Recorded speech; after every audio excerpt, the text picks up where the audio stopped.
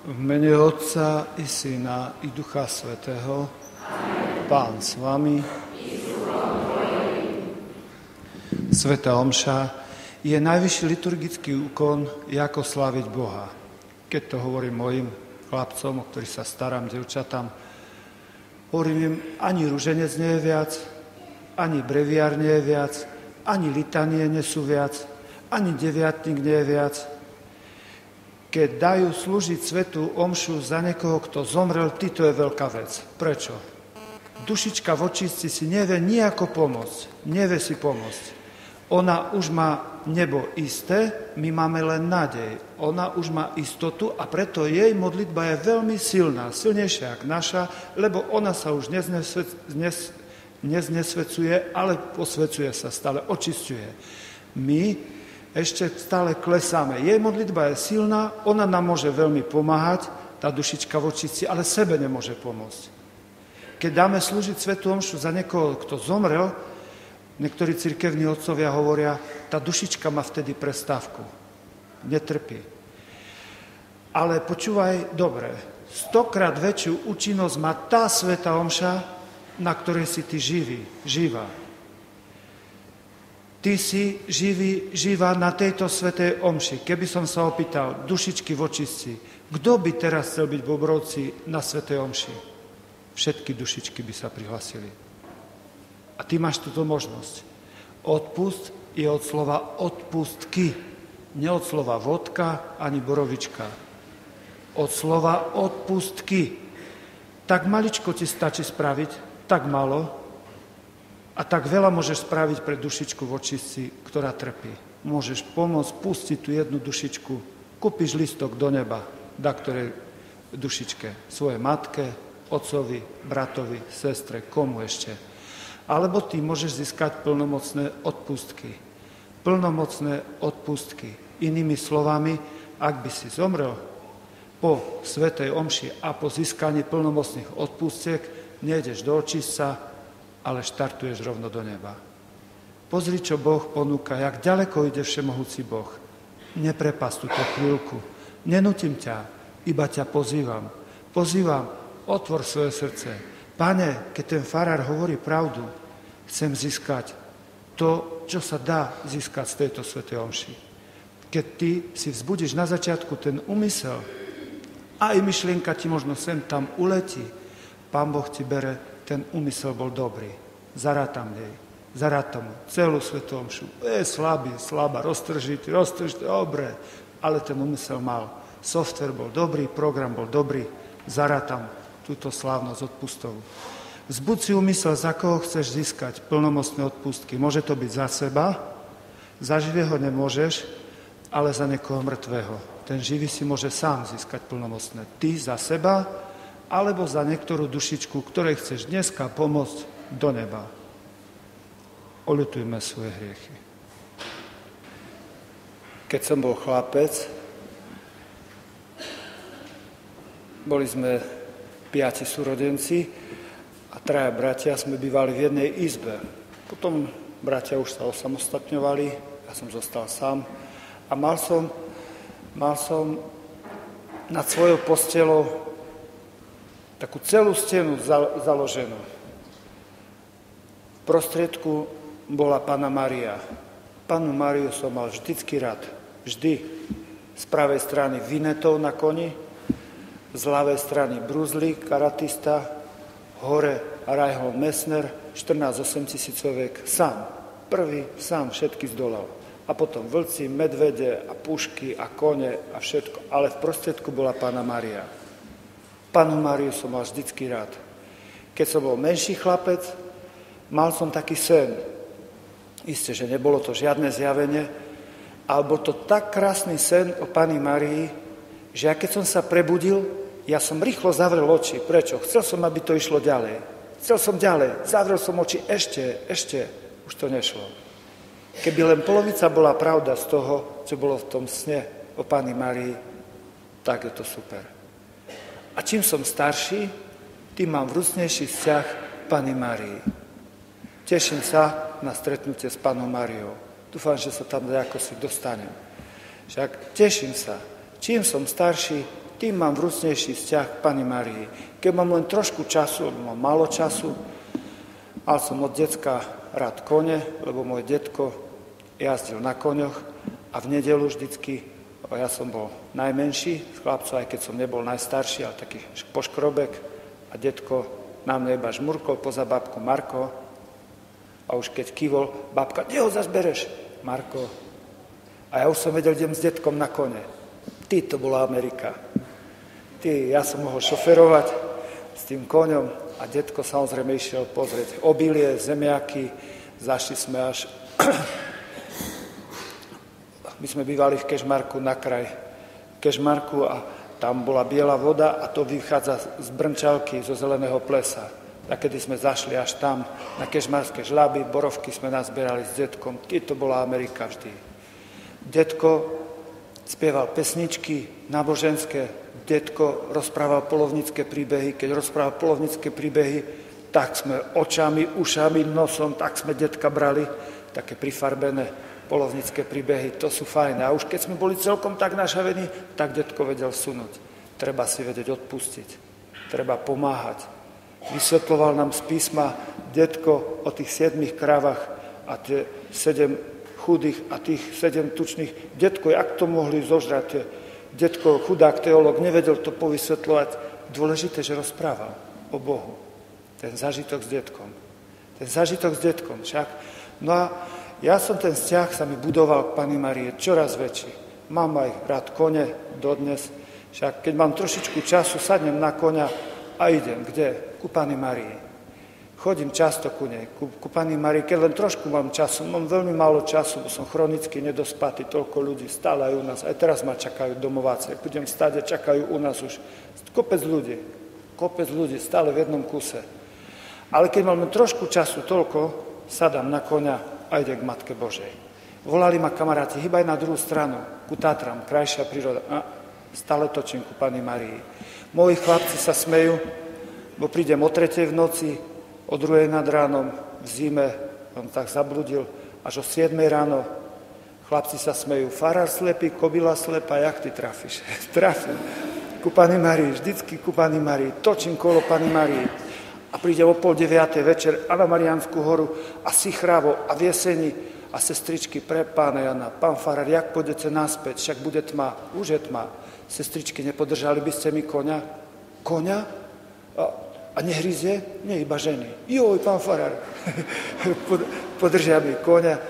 A bude tak krátko? Áno. A to stačí tak krátko? Áno. A sestričky, mali tam duchovné cvičenia, tak boli prevelebné sestričky, prezvedavé. Hovorí, pán farár, a čo ste povedali Panne Márii? Chcete to vedieť? Áno. Naozaj? Áno. Povedal som jej, že ju mám rád a že ju potrebujem. Iba toľko?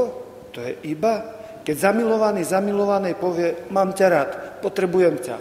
No čo môže viac povedať? Už len zopakovať. Takú štreku sa vám oplatí ísť, aby ste to povedali Márii? Áno. Áno. Ak niekoho miluješ, áno. Áno. Oplatí sa v daždi, v snehu, v tme, v hmle.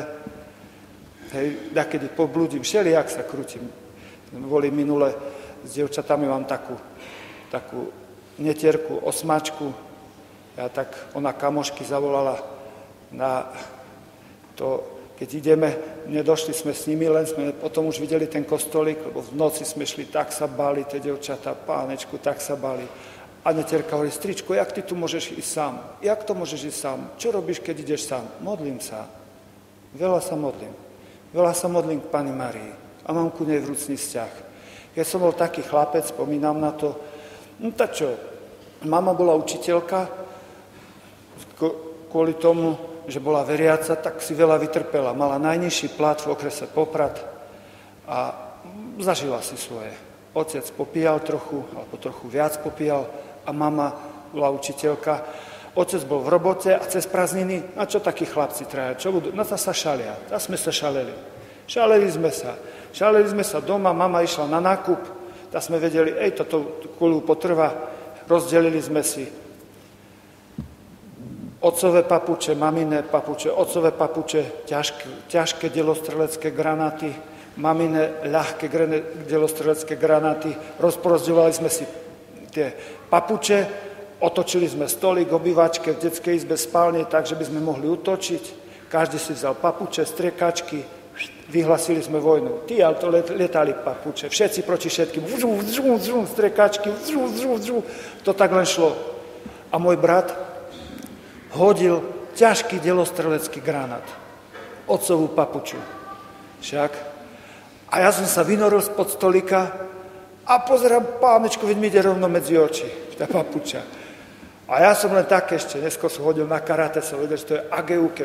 Tak som to vyblokoval ako si, len tak sa mi podarilo, neviem, to len taký reflex.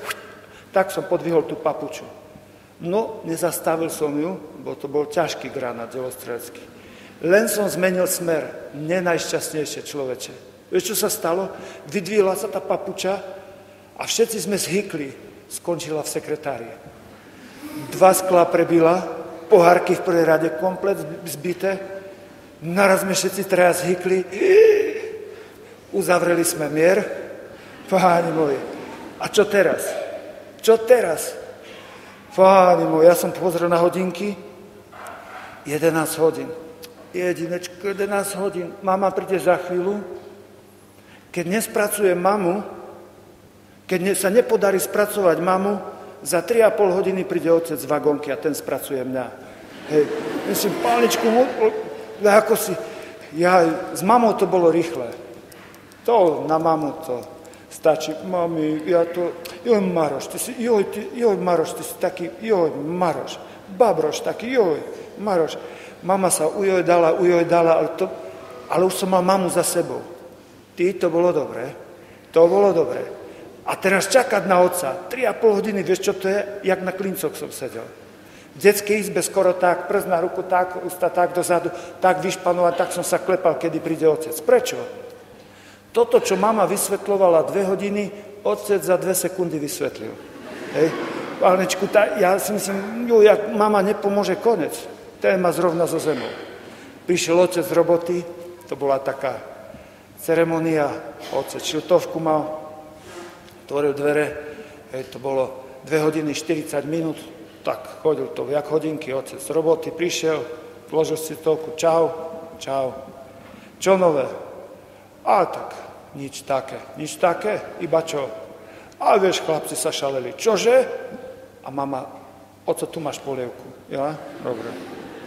A čo zrobili? Aj tak sekretár, čože? Tu máš druhé, oco, tu máš druhé. A čo? A rozbili. A kto to rozbil? No tak kto iný? Maroš, čo? No hej, čo? Oco vyskočil. Tu máš kávu, oco, daj si kávu. Oco si dal kávu. Ženy a devčatá, pamätajte, nič horšie nie je doma, jak hladný muž. Najprv ho nakrmi a potom filozofuj. Keď ho ty hladnému najprv, keď si dobrý diplomat, žena, tak najprv mu daj zjesť. Mama to vedela, to ona tak dala, utišila, ale oco, ako si sa nechcel prihamovať, a tak mama taktiku, no oco, dopij tú kávu. Čo? Najprv s chlapca, oco, ideme ku babke. Čo? Ku babke, šikovne, poď babka ku babke? Dobre. Oco vošiel do dverí a tak mi zahrozil s pesťou. No počkaj, ja sa vrátim, počkaj, ja ti ukážem. Ja som vedel, že vojnu mám vyhratú. Prečo? Môj oco, čo mal na jazyku, to mal na ruke. On neodkladal.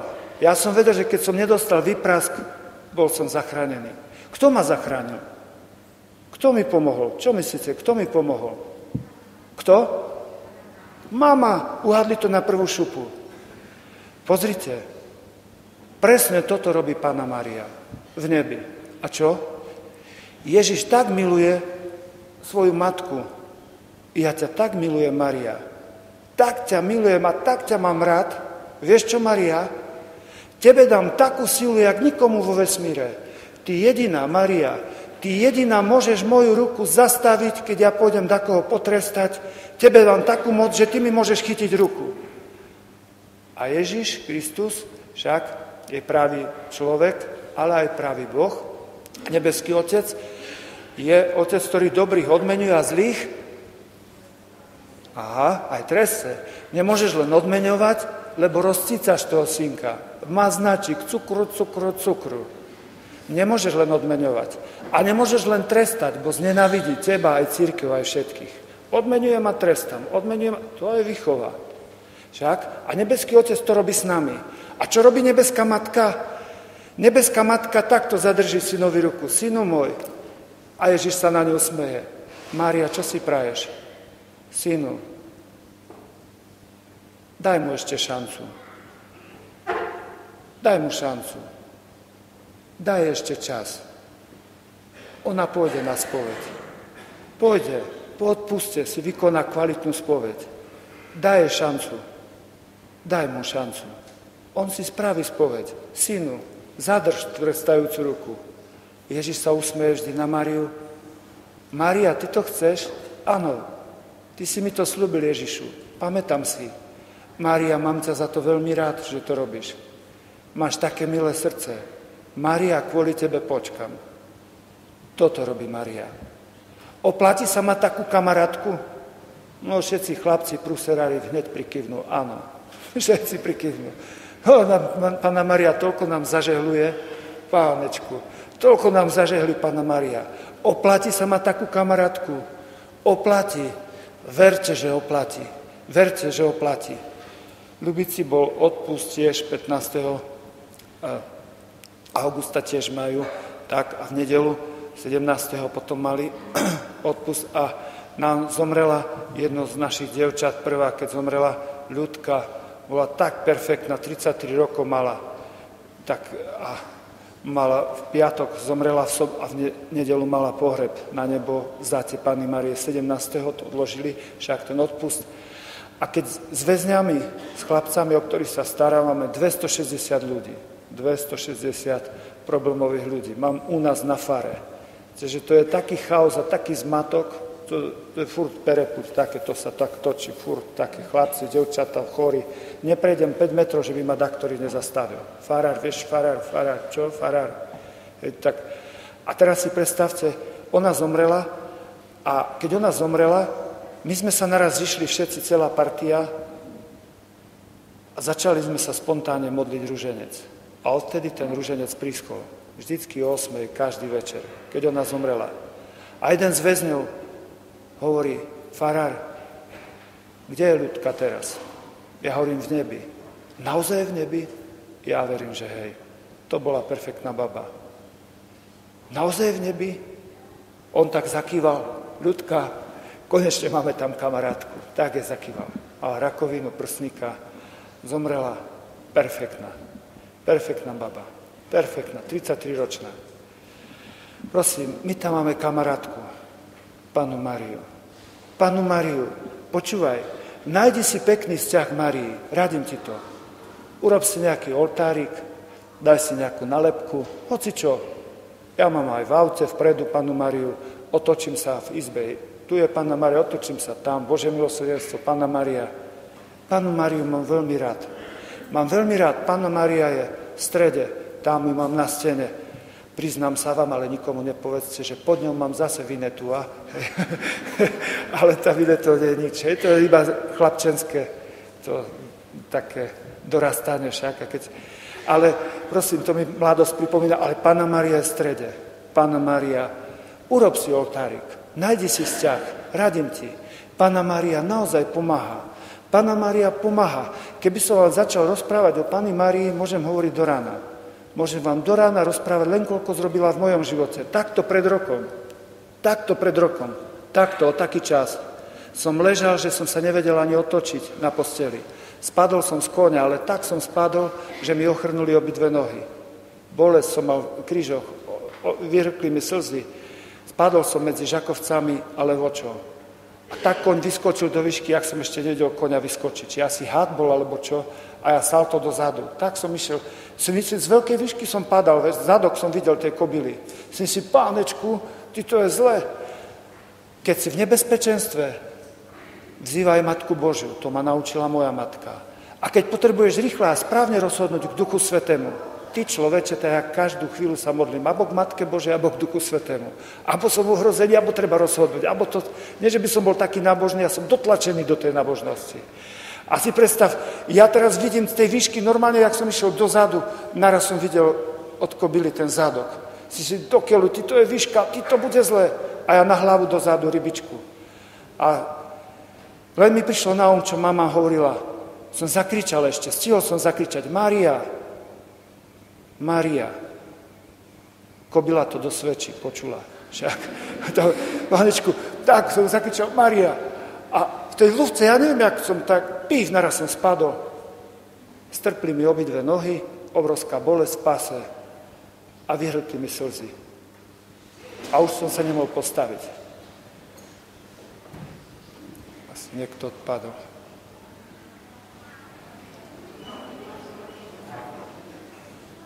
Keď je nejaký zdravoťák, pomôžte trošku.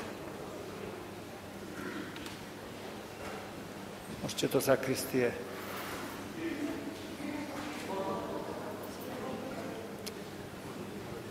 Vodu nedávajte, len zaklonte hlavu dozadu. Je nejaký zdravoťák tu? Lekár. Dobre.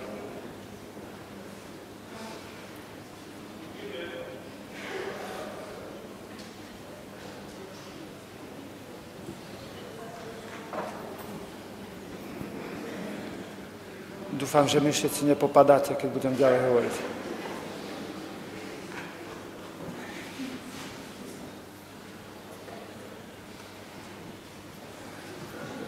Dobre, zverujeme Matke Božej, tú devčinku. Ten chlapec ju isto s veľkou láskou vynáša.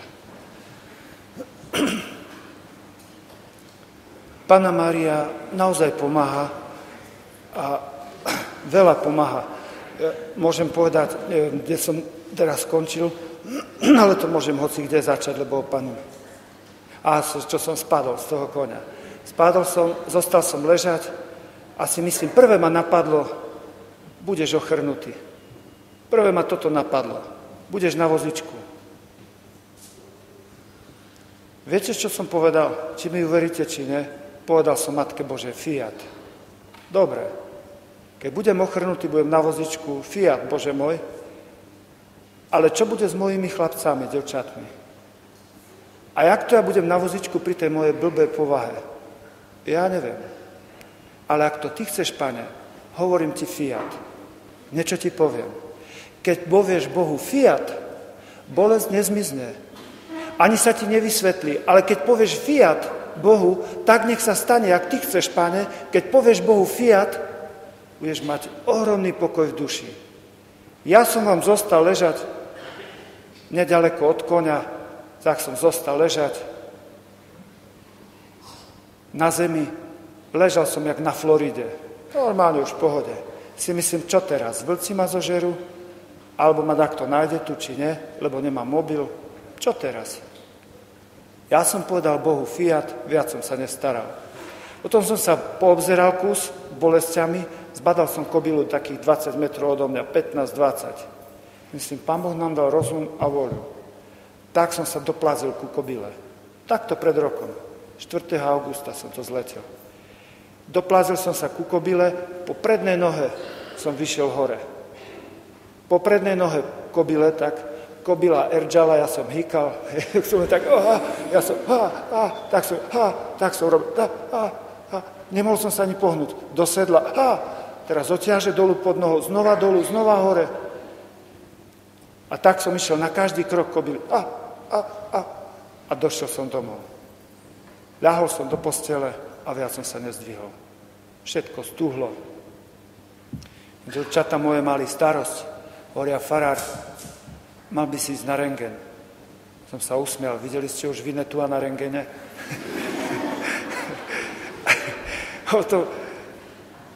Hovoria, farár, čo chceš robiť? Neviem. A môj otec, on má také dobré hefty. Môj otec kúka tak na mňa, hovorí, čo sa opúšťaš, jak krásky chvost?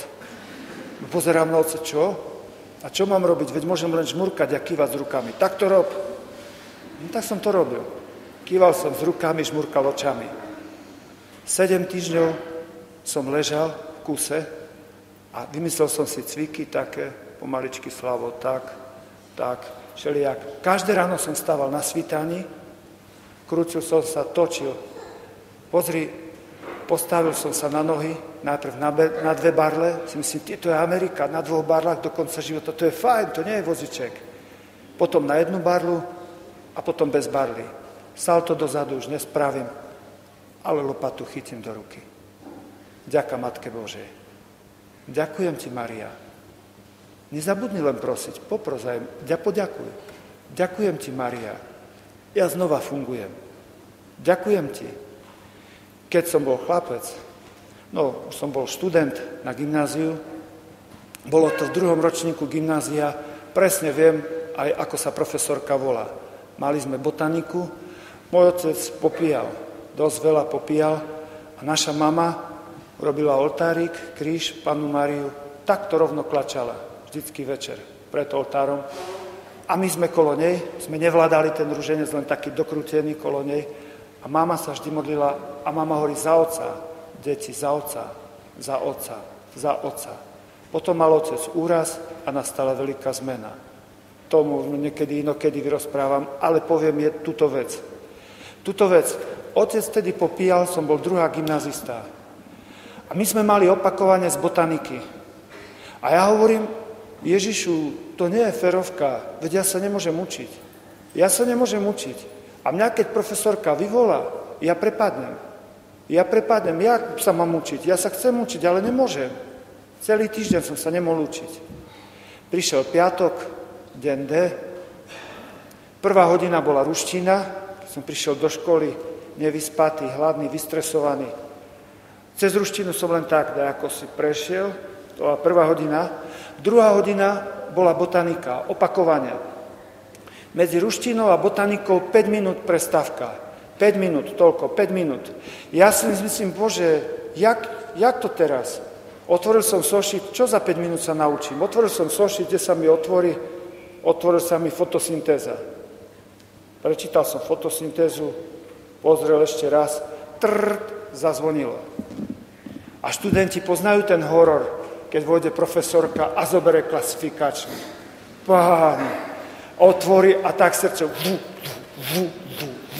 Ja som Marián Kufa, v strede som bol abecedy, čiže som vedel, že keď je na začiatku, to len tak, ešte nehrozí nebezpečenstvo. Jak to išlo ku stredu, to srdce tak pumpovalo.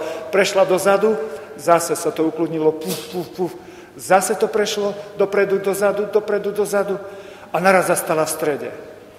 Zastala v strede a teraz k tabuli príde, Bože môj, prosím ťa, nie, Matka Božia, vieš, že som sa nemohol učiť, prosím ťa, Bože, Matka Božia, prosím, k tabuli príde, prosím, Marián Kufa, si myslí. Jak to? Ja som povedal, jak to? Prišiel som ku tabuli a pozeral som na profesorku, ona na mňa, ja na ňu, ja som sa aj na pery pozeral, tak. A hovorím duchu, fotosyntéza. A tá profesorka prstom na mňa ukázala. Fotosyntéza! Ja som myslel, že spadnem z noh. Do dneska ti poviem fotosyntézu. Školáci, kontrolujte ma. Kontrolujte školáci, či hovorím dobre. Rastlinka za pomoci koreňového systému s vodou H2O, napíšeš na tabulu H2O, potom CO2, toto, čo my vydýchneme, to, čo je odpad, CO2, kysličník uhličitý z luftu, voda zo spodu a tá voda zobere anorganické látky, mŕtve, cez koreňový systém do stonky a zo stonky dá to do listia a predstav si ten zázrak, čo sa deje v liste. Rastlinka z mŕtvého spraví živé. Ktorý vedec, pyšný, sebavedomý, ktorý vyhlasuje, že Boha net. Mojim spolužiakom som povedal, sprav to isté, čo rastlinka. A ja odídem od kňazstva, bo sa mi vysmievali v vysokej školy, sme mali stretnutie. Mároš, ty si dneska farárom, poď si užiť, kašli na to, hoď všetko o zem. Všetko farárske hodím o zem, ak spravíš to, čo tá rastlinka. Čo? Sprav z mŕtvého živé. Čo? Tá rastlinka to spraví. Anorganické látky zobere a vyniesie to do tých listov a teraz dávaj pozor. Za pomoci slnečného žiarenia z hora a za pomoci chlorofilu z dola, kamaráde, urobí z mŕtvého živé. Čo ti vznikne? C6H12O6, jednoduchý cukor a plus kyslík do vzduchu. Kamaráde, vieš, čo robí tá rastlinka? Prehoďme to do duchovnej oblasti. Vieš, čo je tá voda? To je Duch Svätý. Spolupráca s Duchom Svätým. Mám rozbité manželstvo, mám rozbitý vzťah, neviem sa zmieriť so svokrou, s matkou, s bratom, s kým. Chcem to dať, to manželstvo sa nám rozsýpa, z mŕtvého živé. Urob to isté, fotosyntézu duchovnú v tvojom živote. Pozeraj sa, tá voda, to je Duch Svätý. Čo je to žiarenie, slnko? To je požehnanie Božie. Čo je to chlorofil? To je tvoje fiat, tvoje áno. Áno, Pane, súhlasím. To, čo chceš ty. To, čo chceš ty, to chcem aj ja. Kamaráde, a z mŕtvého sa stane živé. A vieš, čo vznikne? Z mŕtvého vzťahu cukor C6H12. To je cukor. Jednoduchý cukor. A vieš, čo sa stane? O2 do luftu. V tvojej blízkosti sa začne dobre dýchať. Kamaráde, to je duchovná fotosyntéza. Máš dačo zbabrané. Nevieš s tým von. Nevieš, čo s tým. Nevieš s tým zrobiť nič. Jedinečná príležitosť. Matku Božiu pýtaj. Matka Božia, pomôž mi. Pomôž mi povedať fiat. Pomôž mi povedať fiat. Tak nech sa stane. Matka Božia, prosím, pomôž mi. Pomôž mi.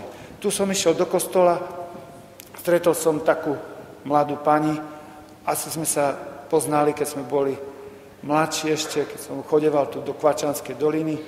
My sme chodili natierať kostoly. Keďže sme robili zadarmo ako horolezci, no tak nás volali všetci farári. Všetci, ako okolo 20-30 kostolov sme zadarmo natreli. Aj v Kvačanoch sme natierali. A vo Veľkom Borovom zhorel kostol, chodili sme cez Kvačanskú dolinu opravovať. A prišli aj Brňáci pomáhať mladí. A vracal som sa naspäť z Mikuláša, bo som ich na 2:30 Bardejovský autobus išiel z Mikuláša tam, išiel do Brna, išiel som ich odviezť aj ja cez Kvačanskú dolinu. Dookola som prešiel najprv cez Oravu a sa nedalo ešte cez Huty a potom nazad si myslím, skrátim si cez Kvačanskú dolinu. A bol apríl. To bolo zlé rozhodnutie. Kto pozná Kvačanskú dolinu, úzka cesta, tam tí domáci hovoria, že Nemci prestrelali, keď išli do Poľska, na Poľsko, tak tam si urobili tú cestu. Úzka cesta v lese, také 50-metrové zrazy dolu. Križiky, čo ľudia tam popadali na autách. A ja sám v noci na starej oktávke.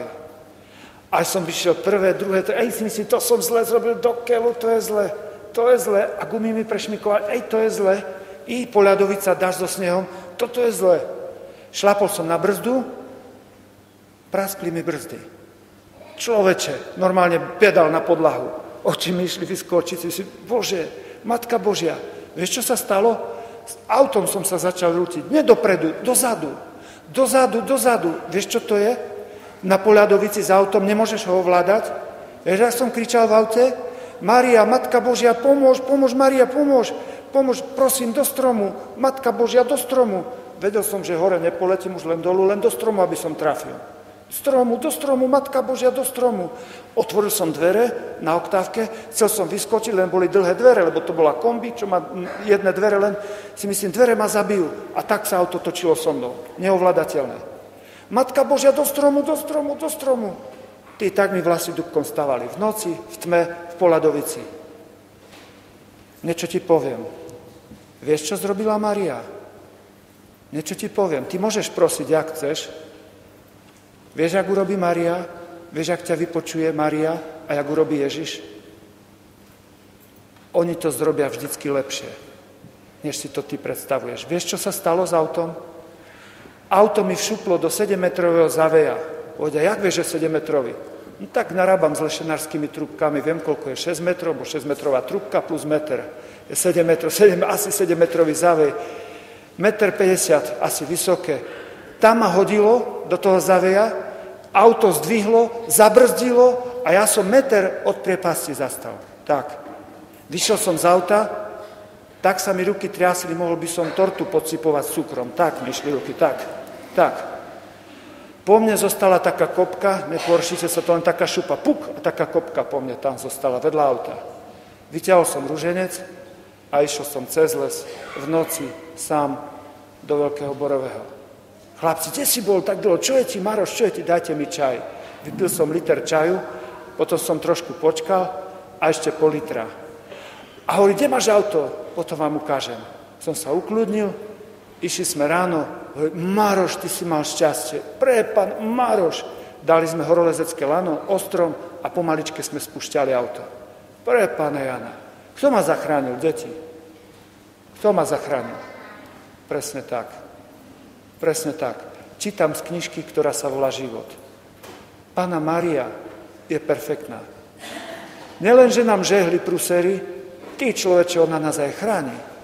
A vieš, aké ona má slovo? Povedala jedna doktorka, pán farár, vy máte toľko všelijakých prúserov a tých všelijakých tých vašich príhod, hovorí, vy zamestnáte celé nebo. Celý pluk anjelov a celé nebo. Však, hovorí, no svojimi chlapcami áno. Čo vám poviem a čo vám odporúčam? Nájdite si pekný vzťah k Márii. Nájdi si pekný vzťah. A ešte môžem jeden príbeh povedať, či už nie. Áno, aby to nebolo dlho. Počúvate ešte trošku? Poviem vám.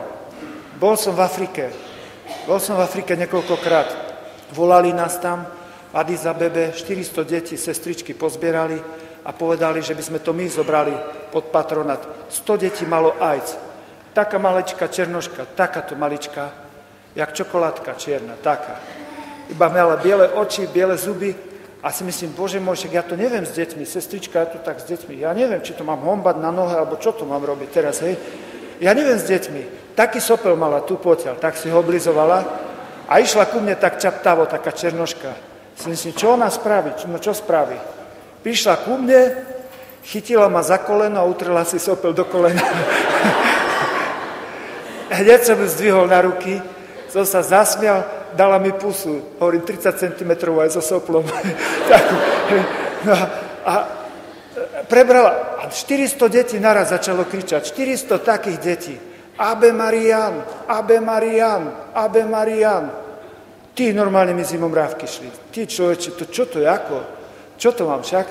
No a teraz, skrátim to trošku, leteli sme naspäť. Mal som mesiac pobyt a po mesiaci naspäť. A z Juhoafrickej republiky ide lietadlo, ono stojí v Kenii, Sudáne a Addis Abebe, alebo podľa toho, jak ide. Predstav si, ty máš letenku naspäť, máš normálnu letenku naspäť, hej?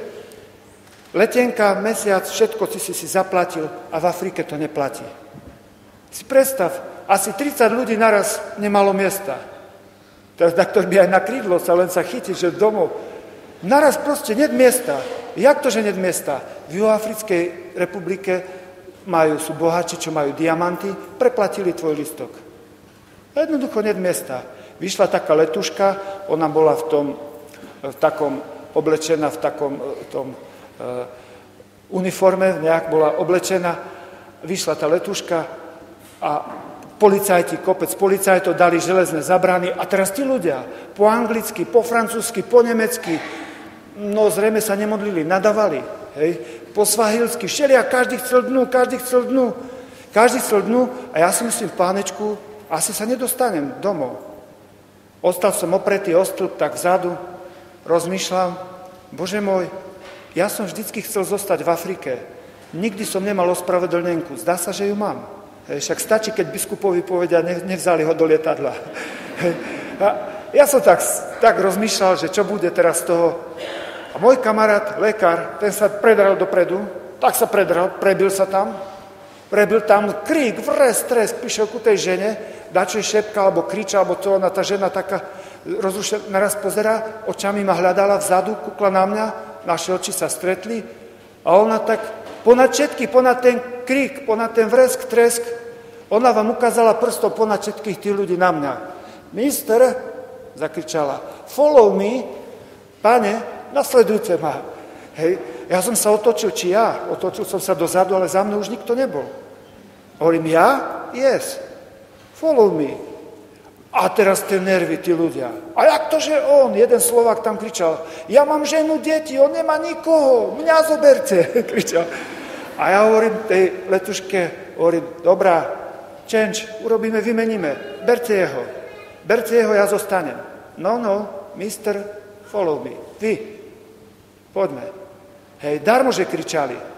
Darmo kričali, museli policajti urobiť zatarasy, dali kovové nábok, mňa tam skoro roztrhali.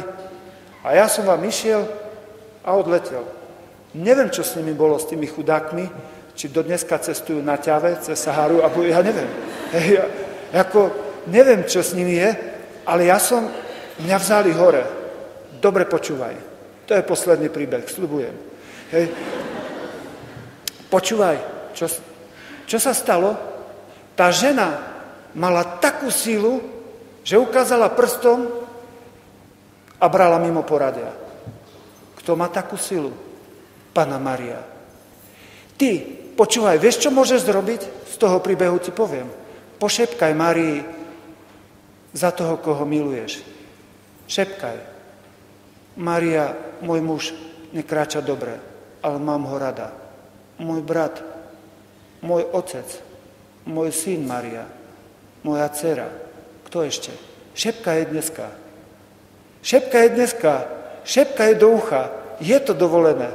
Je to dovolené. Ak ty budeš s dôverou šepkať tak, jak ten lekár šeptal tej, uvidíš, čo Mária spraví.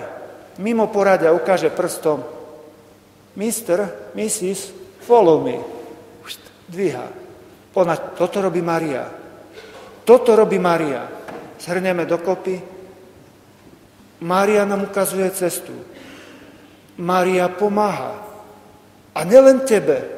Aj tomu, koho ty miluješ. Predstav si, jak je Mária perfektná. Aj tomu, koho ty miluješ.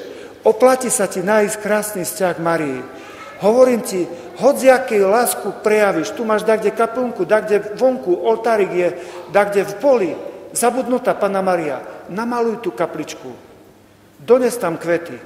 Urob hodziaký skutok lásky k Márii a ja ti tu z toho miesta garantujem, že Boh ťa mimoriadne odmení. Nemalo, neveľa, mimoriadne veľa. Oplatí sa mať takú kamarátku. Oplatí sa mať vzťah k Márii. Keď má matka sviatok, je povoľnejšia. Dneska má sviatok. Zašepkaj jej, koho chceš dostať tam hore.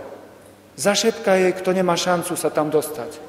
Nemá šancu, zostav pred lietadlom. Nepoužíva prostriedky, nejde, nemôže. Má zatarasenú cestu. Zašepkaj jej, ukáž na ňo prstom. Márii to dneska povedz. Svätá omša, najvyšší liturgický úkon. Vieš, kedy to máš povedať Márii a Ježišovi? Ja ti poradím. Kedy?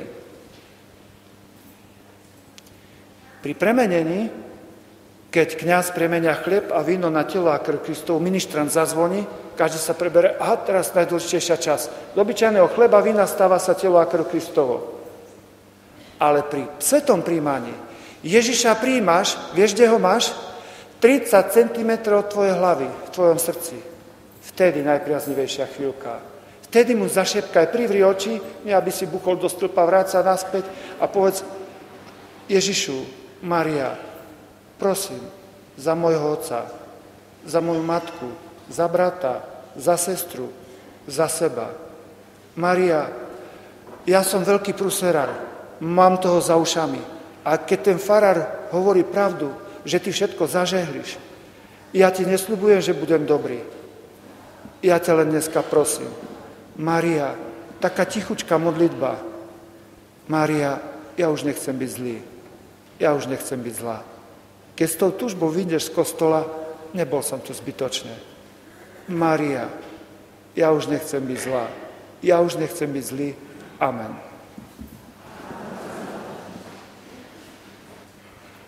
Prvne, že vám dám požehnanie, maličko shrnem, nebojte sa, nebude druhá kázeň. Panna Mária nám zažehluje naše prusery, pomáha nám. A máme ich všetci. Jak sa kosí stáde, čiže od farárov začínajúc, a kde sa končí? No pri farároch končiec. Čiže všetko. Všetci máme dačo za ušami a potrebujeme vyžehliť. Treba nám priateľstvo s matkou. Matka Božia pomáha. A pomáha, to radosná správa, oveľa lepšie, než ty si pýtaš. Ona to vylepší a pomôže. A Matka Božia pomáha aj tomu, koho ty miluješ. Koho ty miluješ, môžeš mu pomôcť do neba ho dostať. Keď som hovoril o tom príbehe, o tej fotosyntéze duchovnej z mŕtvého živé, požehnanie Božie z hora a z dolu chlorofil. Tvoje áno musí byť a potom požehnanie Božie. Požehnanie Božie, čo to je? Farár bude za chvíľočku žehnať. Keď farár žehná, hociaký kňaz, keď dvíha ruku, otvára sa nebo. Otvára sa nebo a ide požehnanie Božie. Ide požehnanie Božie ku vám, smerom. Ak ho príjmeš, pošli SMS-ku ďalej, pošli ku tomu, koho miluješ, koho máš rád, koho máš rada. Pošli po anieloch SMS-ku. Chyť toho druhého na lano lásky. Požehnanie Božie, to je to dobro, čo ti ja nemôžem dať, ale môžem ti ho vyprosiť. Nemôžem ti dať dobrú ženu, dobrého muža, syna, dceru, ale môžem ti vyprosiť. Nemôžem ti dať zdravie ani dlhý život, môžem ti ho vyprosiť. Požehnanie Božie, prečítaj si prvý žalm, keď prídeš domov. Darí sa mu všetko, čo podniká, ako strom zasadený pri vode, jeho listie je stále zelené, prináša ovocie pravý čas. Prečo? Lebo Boh kráča s ním. A prečo s ním kráča Boh? Má požehnanie Božie. 2 prekážky sú na požehnanie Božie. Dávaj pozor, ktoré sú to. Keď sa nechceš pustiť hriechu, to ako keby si dal kvet do pivnice. Fotosyntéza nebude. Darmo ti dáš súhlas, fotosyntéza nebude. A keď sa nechceš zmieriť s nepriateľom, fotosyntéza nebude. 2 prekážky. Nechceš sa pustiť hriechu a nechceš sa zmieriť s nepriateľom. Pane, ja by som aj chcel, ale nemám síl. Zašepkaj mi to ešte raz. Nemám síl. Zašepkaj ešte raz. Nemám síl. Ale chceš? Áno. Radostná správa pre teba? Aj pokus sa počíta. Si predstav, jak ďaleko ide Boh. Chcem sa pustiť hriechu. Chcem sa zmieriť s nepriateľom. Keď s tým stade vyjdeš von, požehnanie Bože príde. Naraz sa otváraš Duchu Svätému. Nemusíme čakať, kým ty budeš sveta. Kým budeš sveta, by sme sa načakali. Duch Svätý príde k tebe, ak ho pozveš. Ak povieš, chcem sa pustiť hriechu, chcem sa zmieriť s nepriateľom. Duch Svätý príde, ale vieš, čo robí prvé? Vyčistí tvoje srdce. Vyčistí, to ťa bude štípať. Vieš, ak budeš podskakovať a septonexom, keď zastrieká, ale budeš skákať. Ty, ale až vtedy pocítiš pokoj v duši. Uvidíš, čo je požehnanie Božie. Uvidíš, čo Boh spraví v tvojom živote. Povedať Bohu, áno, nemoja, tvoja voľa nech sa stane. A Pane, chcem sa zmieriť s nepriateľom, chcem sa pustiť hriechu. Keď s tým odídeš von, nebol som tu zbytočné. A aby sme splnili tú poslednú, aby sme to nezabudli pri tých slavnostiach, čo cirkev ustanovuje svätú omšu. Máme, sväté príjmanie máme, teraz sa pomodlíme na úmysel svätého Otca, bo zabudneme. Teraz, dobre? Pán s vami.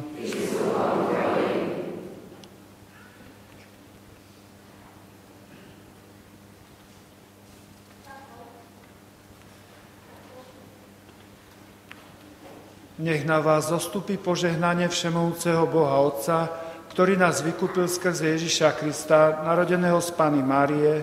Amen. Nech vás vždy a všade ochraňuje Panna Mária, skrze ktorú sme dostali pôvodcu života Ježiša Krista. Amen. Všetkým vám, ktorí ste sa zišli osláviť sviatok Panny Márie, nech dobrotivý Boh udelí právu duchovnú radosť a bohatú odmenu v nebi. Amen. Nech vás žehná všemohúci Boh, Otec i Syn i Duch Svätý. Amen. Idite v mene Božom.